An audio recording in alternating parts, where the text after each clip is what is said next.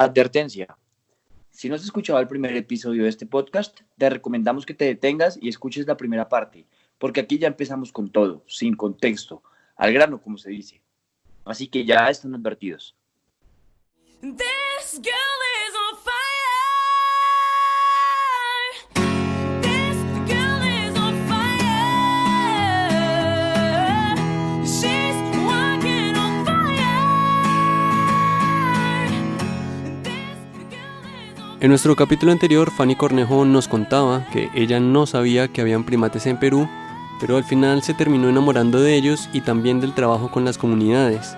Pero hay que decir que un consejo de un mentor suyo la dejó pensando sobre el oficio de ser primatóloga aquí, en América Latina o en cualquier lado del mundo.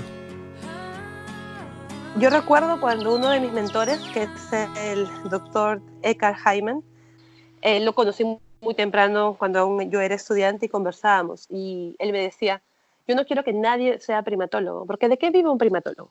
¿Quién le va a dar trabajo a un primatólogo? Cuando tú ves en el periódico un aviso, se necesita primatólogos.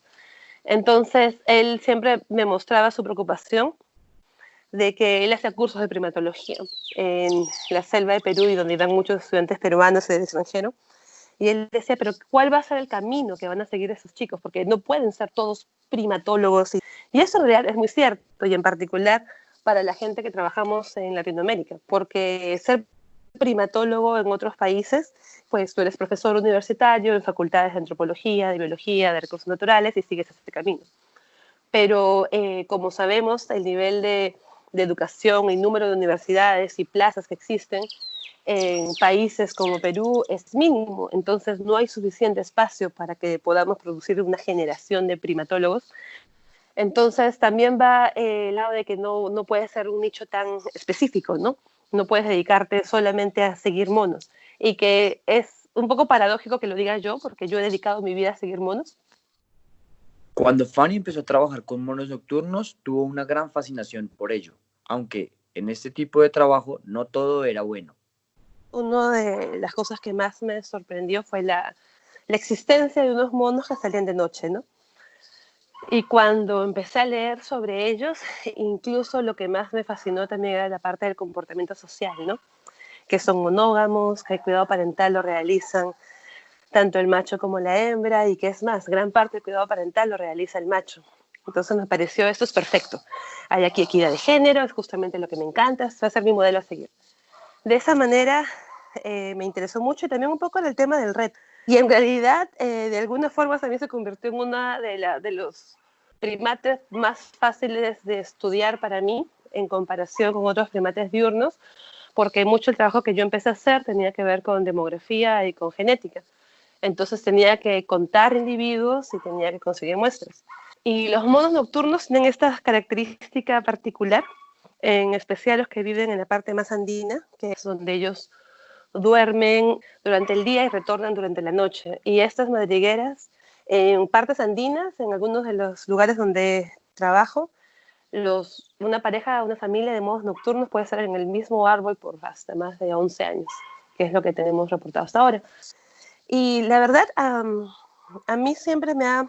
En realidad no siempre, pero cuando tuve mi primera exposición a la naturaleza, creo que fue en parte por la mística que tenía mi mamá, que ella siempre hablaba mucho de la Pachamama, de la naturaleza, siempre me decía que hay que pedirle permiso a la naturaleza cuando uno entra. Entonces, la naturaleza me parecía a mí un lugar que te daba la bienvenida. Y eso fue interesante, y lo menciono porque trabajar con monos nocturnos es trabajar de noche. Y he tenido a lo largo de los años trabajando con estos monos varias experiencias negativas con poblaciones locales respecto al hecho de que una mujer quiera irse de noche a buscar monos. Pues eso habría pues todo el imaginario local al por qué está haciendo esto, ¿no? O sea, he sido desde bruja que iba a pactar con el diablo hasta seductora que se quería ir a encontrar con sus amantes, ¿no? Porque salía de noche. Entonces ahí eso siempre me causaba mucha gracia, pero en general para mí el bosque, la naturaleza, siempre, la selva me daba mucho respeto, pero también siempre me sentía siempre me siento muy acogida, ¿no? Que es un lugar en el cual pues es maravilloso, ¿no? Sentir todo, oler, escuchar. Pero esa concepción del lugar de la mujer en la selva no solo es de las comunidades. Es el día a día, ¿no? Que se vive con simplemente ser mujer. En el hogar donde yo crecí era un hogar igualitario, al punto que yo no me di cuenta que el mundo era tan machista, que la sociedad donde yo crecí era tan machista hasta cuando salí de la burbuja del hogar y estuve ya en la universidad. Entonces fue interesante porque pienso que esto me había dado cierta inocencia para no darme cuenta cuando estaba siendo discriminada. Una de las primeras anécdotas que tengo al respecto es cuando estaba en mi primer viaje de campo con un profesor que me estaba contando, ¿no? Su hija quería ser bióloga, pero él no quiso y estudió otra cosa. Y yo le pregunté, ¿pero por qué no fue bióloga? Y él me respondió, porque la biología no es para mujeres. Y yo estaba, o sea, y yo era su practicante que estábamos viajando juntos y yo estaba estudiando biología. Entonces, increíblemente en el momento, esa conversación para mí no fue, o no la sentí como un ataque o como una limitación. Simplemente me pareció, ok, bueno. Y creo que tiene que ver mucho con esta inocencia que podía tener yo respecto a esta sociedad machista. Y yo soy una persona bastante vocal, suelo opinar y decir lo que pienso. Y cada vez era más evidente que en los espacios donde yo me estaba moviendo, las personas que opinaban y que hablaban fuerte y que decían lo que pensaban eran hombres. Y que cuando una mujer hacía lo mismo, usualmente la respuesta era un poco de sorpresa y también la respuesta a veces era un poco de condescendencia. Y esto pues llevó a que de diferentes formas yo tratara de encontrar estrategias para lograr hacer que mi voz pueda ser escuchada, ¿no? Y esto va desde, por ejemplo, hacer trabajo de campo y utilizar un anillo para pretender que estaba casada, para que dejen de preguntarme si es que soy soltera o que si quiero salir con alguien. Yo no soy casada, tenía mi anillo de mentira, hasta vestirme de forma muy seria, ¿no? Irme a reuniones con ropa bastante seria que me podía hacer ver incluso mayor para poder de esa forma de repente proyectar un poco más de experiencia, de autoridad, para que mi voz pueda ser escuchada en estos espacios. Entonces es complicado y yo entiendo totalmente cómo para muchas personas puede ser bastante, o puede ser el fin del camino profesional de muchas mujeres, lo cual es bastante lamentable porque yo he tenido también la suerte de que no he vivido ninguna experiencia traumática cuando he estado en campo.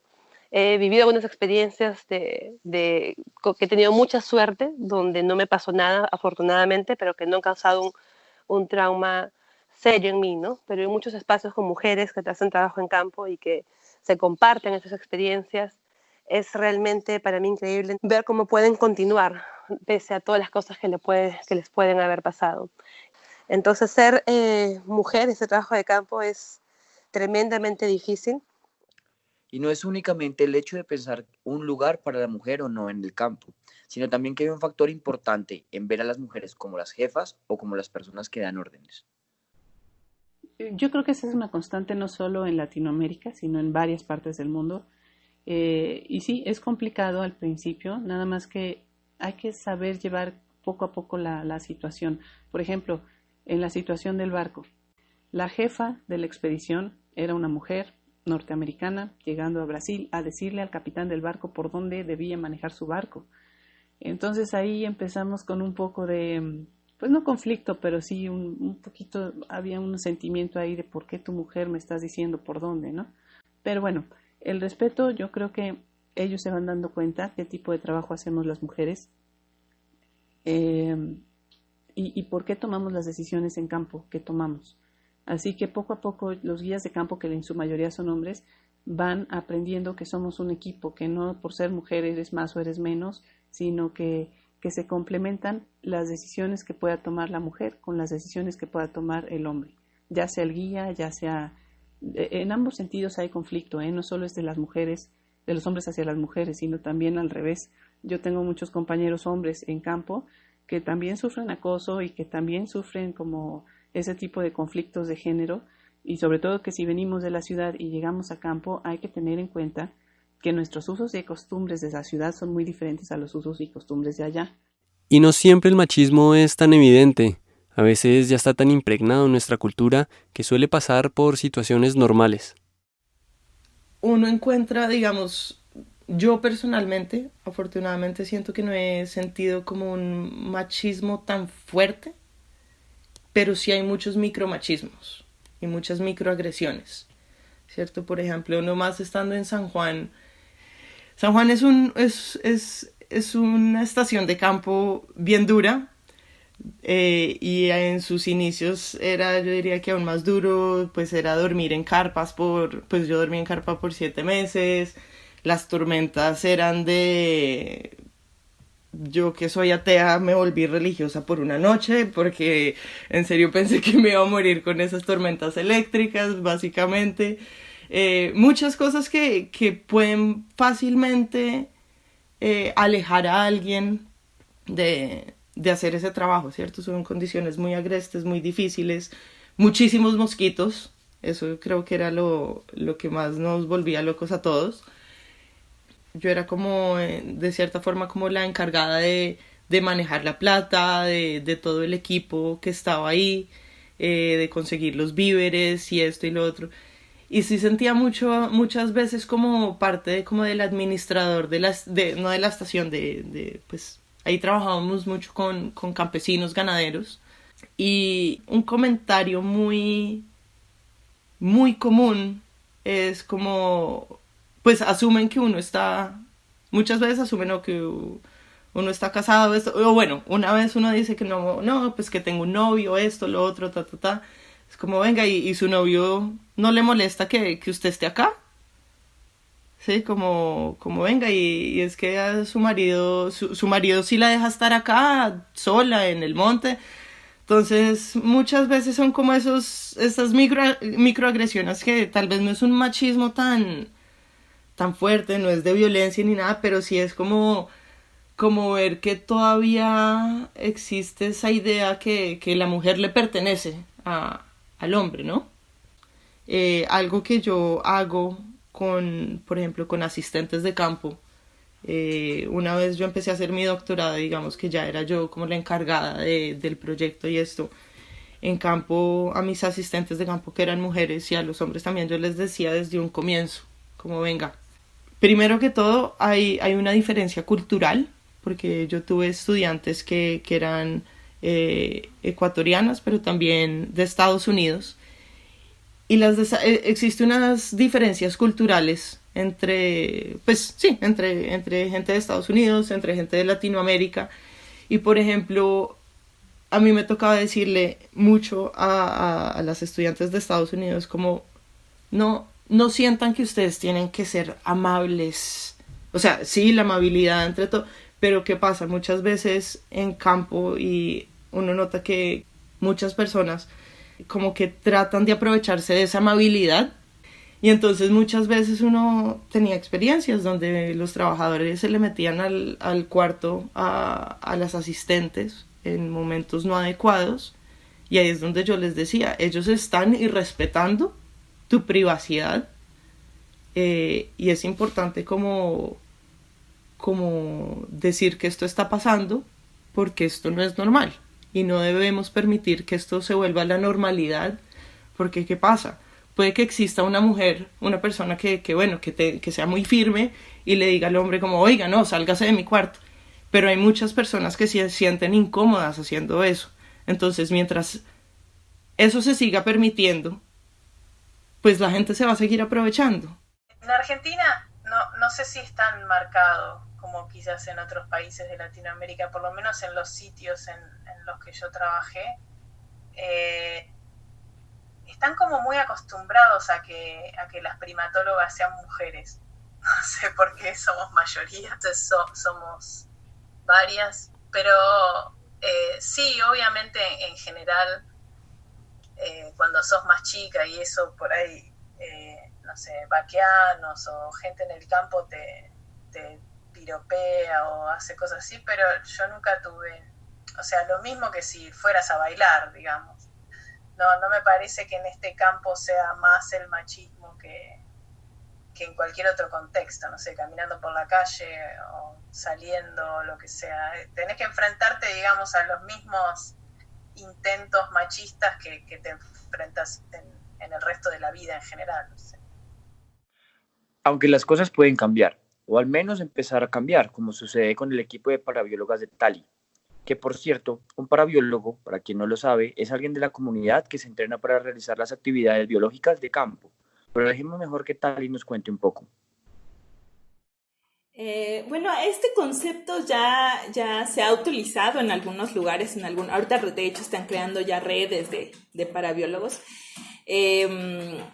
Aquí en Ecuador, mi supervisor del doctorado, él empezó a hacer un taller con gente local en el año 2008, 2009, con 30 personas, ¿no?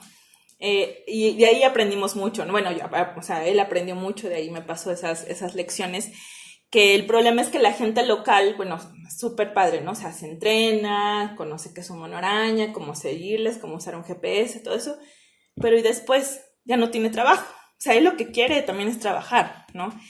Entonces, en el 2013, cuando yo comencé, yo dije, no, hagamos diferente. Entrenemos solamente a 5 personas, pero bien entrenadas, o sea, realmente ponerle todo el esfuerzo para entrenarles una semana entera, ¿no? Y de ahí escogemos a 3 para trabajar, ¿no? Y dejamos a 2 como para los días que el otro no pueda, lo que sea, ¿no? Entonces, o sea, claro, un parabiólogo es una persona local que se le entrena como asistente de investigación, pero lo que para mí siempre ha sido central es que ellos tengan un rol súper importante en la investigación, porque creo yo que muchas veces los biólogos de campo, hay a veces una arrogancia, se podría decir, ¿no? De yo sé todo y usted nada más guíeme, ¿ya? Y a veces dejamos mucho de lado el conocimiento local, ¿no? Entonces, yo quería darle la vuelta a todo eso. O sea, yo quería realmente involucrarles desde la planificación del proyecto, ¿no? Dónde se podían hacer los senderos, que ellos tuvieran un rol más importante, o sea, un rol crítico, ¿no? Que ellos, por ejemplo, sean autores, ¿no? En las publicaciones.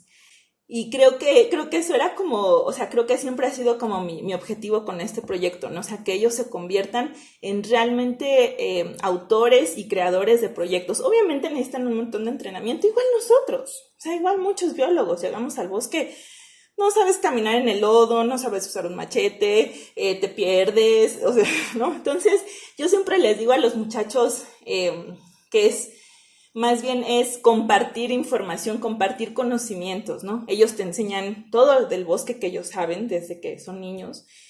Y bueno, tú les enseñas lo poco que has aprendido en la universidad, o no sé, ¿no? Entonces es más bien como una experiencia de compartir conocimientos, ¿no? Entonces, bueno, junto con esta familia yo empecé a crear este programa de parabiólogos que les llamamos a la gente local que está entrenada como asistentes de investigación. Pero bueno, te digo, eso fue en el 2012, ¿no? Entonces, de ahí seguimos avanzando, como te contaba, en el proyecto. Y una persona que ahorita se ha vuelto una inspiración, creo yo, para la gente local, es Yadira. Entonces, Yadira es la señora que al principio cocinaba, la que me recibió en su casa, básicamente, ¿no? Entonces, bueno, ya mucho después que ella ya se volvió una muy amiga mía, me enteré que ella siempre ha sido así, ella siempre ha salido del rol de la mujer tradicional, ¿no? O sea, ella sabe manejar una motosierra, mejor que hombres, ¿sabes? O sea, la gente a ella la veía como bicho raro muchas veces, y cuando nosotros llegamos, Yadira dijo, oye, pero otra vida sí es posible, o sea, si hay mujeres que se meten al bosque, pues yo me meto con ellas. Y Yadira empezó a meterse al bosque con nosotros, empezó a aprender del bosque. Y ella bueno, en el bosque es lo máximo. O sea, es muchas veces mejor que muchos hombres que yo he conocido en bosque. Entonces, ella es mucho más atenta a los detalles, sabe reconocer plántulas de muchas especies, tiene un ojo magnífico para encontrar monos araña, para encontrar aves, como guía es lo máximo. Entonces, o sea, yo me di cuenta que nada más a las mujeres de la zona hay que darles ese espacio y que ellas solitas florecen, ¿no? O sea, es una cosa impresionante, ¿no? Y sí, o sea, sí, creo que todas en esa zona sí nos hemos enfrentado a muchos comentarios, ¿no? De ustedes no pueden, ustedes no saben, ¿por qué no le preguntamos al marido, no? Entonces siempre con Yadira es así, ¿no? ¿Y qué dice su marido? ¿no? Entonces, y el marido es como, bueno, o sea, claro, ha sido un apoyo súper grande para el proyecto, ¿no? Para ella, para el proyecto, ¿no? O sea, yo le respeto, le quiero muchísimo. Pero siempre la opinión de la gente siempre es así, usted no va a poder caminar hasta allá, o usted va a acompañarnos, ¿para qué nos va a acompañar si las mujeres no se guían en el bosque?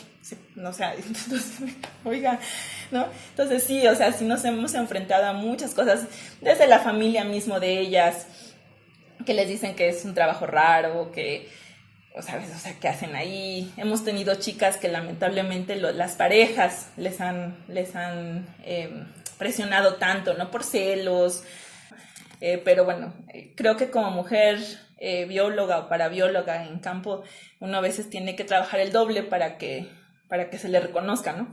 Y creo que, bueno, las chicas de mi equipo trabajan a veces el triple, y estoy muy orgullosa, ¿no? De la verdad de mi equipo. Bueno, creo que nuestras invitadas han dicho bastante, desde los comentarios que a veces reciben en campo hasta los micromachismos que a veces son casi imperceptibles. Puede que hayan dicho muchas cosas, pero realmente no lo han dicho todo. Hay algo muy importante que nos falta por ya preguntarles.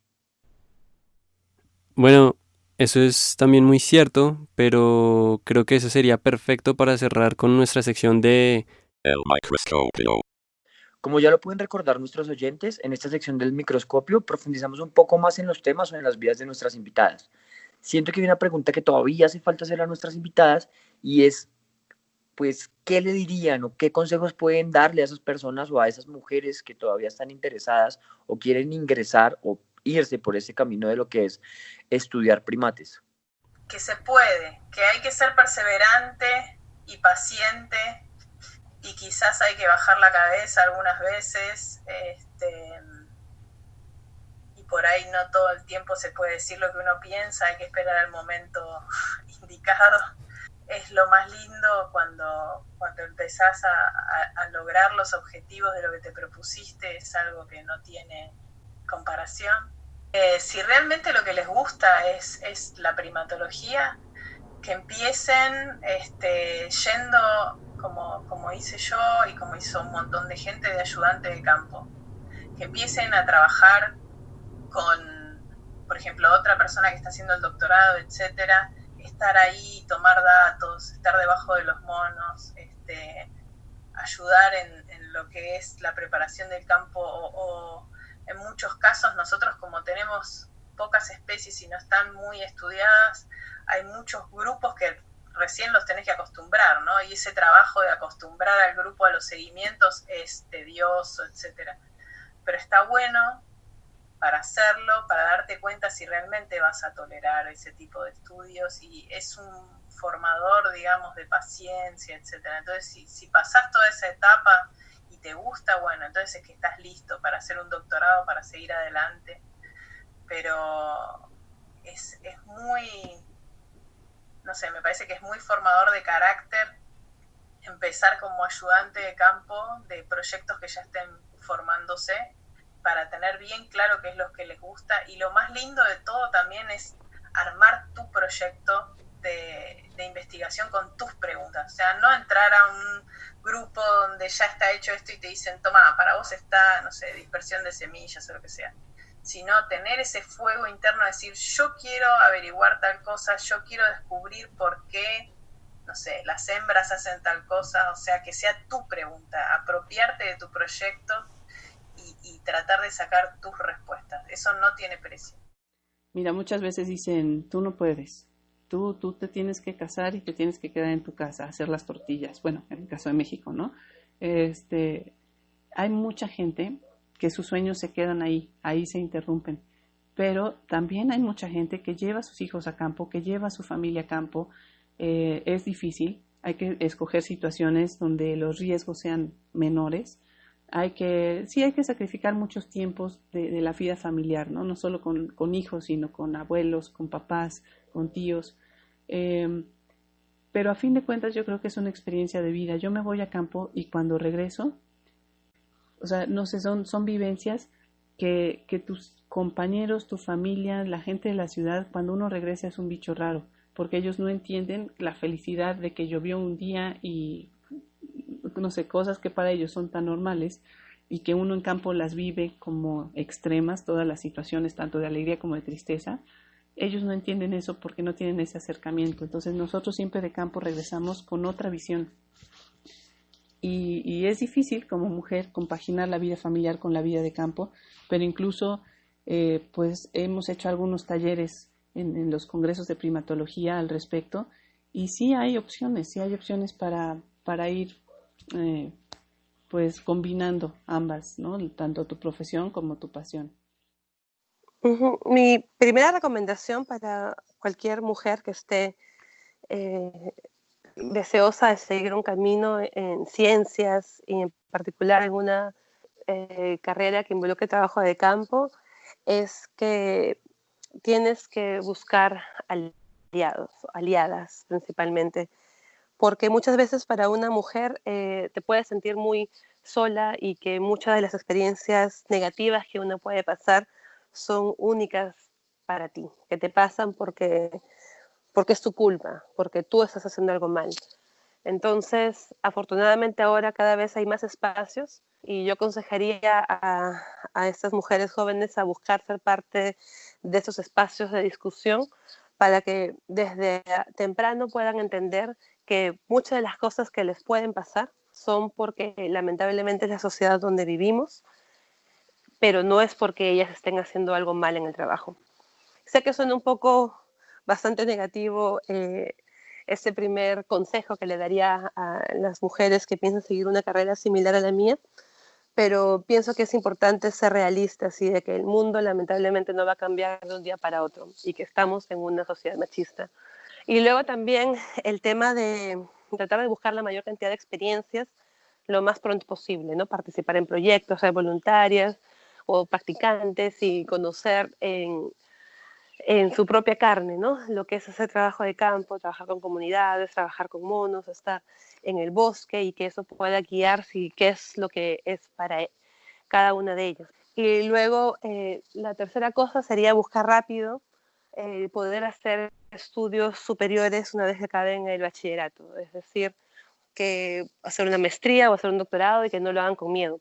Y eso lo menciono porque en mi propia experiencia, cuando me fui a hacer el doctorado de Estados Unidos, yo tenía 28 años y en ese momento yo recuerdo que tenía algunos profesores de Estados Unidos que me incentivaban, ya postula de una vez, que esperas, y yo sentía, no, pero me falta más experiencia, tengo que publicar un paper más, o sea, como que según yo me faltaba, ¿no?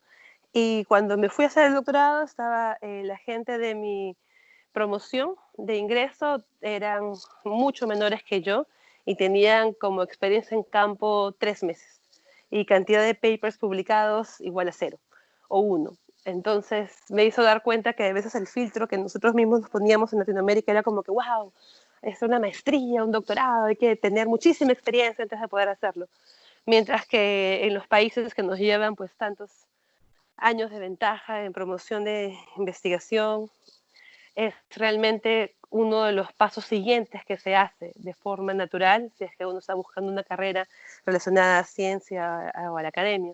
Entonces, es eso, o sea, el no pensar que es algo súper lejano, súper complicado, irse a estudiar fuera. Bueno, esta profesión yo se la recomiendo a cualquiera que quiera seguirla. Realmente es una profesión que es difícil, pero creo que todo el esfuerzo siempre es bien recompensado, ¿no? Y o sea, ahora sí que hay que darle duro, ¿no? O sea, hay que estudiar, hay que seguir adelante. Hay muchísimos obstáculos, ¿no? Desde no encontrar trabajo hasta, bueno, todo lo que vivimos en campo, en la conservación, que son, tú sabes, o sea, todas las amenazas que tenemos, concesiones mineras, etcétera, ¿no? Que amenazan siempre el hábitat de nuestros primates favoritos.